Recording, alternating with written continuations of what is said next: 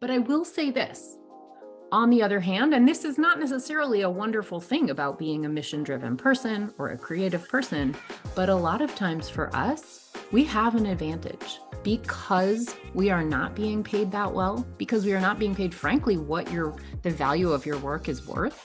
You have a lower opportunity cost than other people who might start a business. So what is opportunity cost? In economics, opportunity cost is basically the cost of not doing the thing you would have done had you not done X, right? So if you start a business, but you have to quit a job working for a consulting firm where you make $180,000 starting salary out of Harvard Business School, right?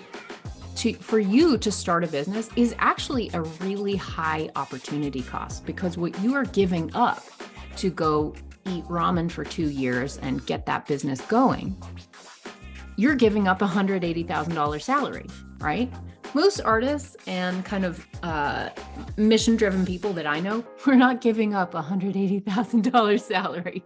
When I decided to start Sunlight Tax, I was not giving up a big salary.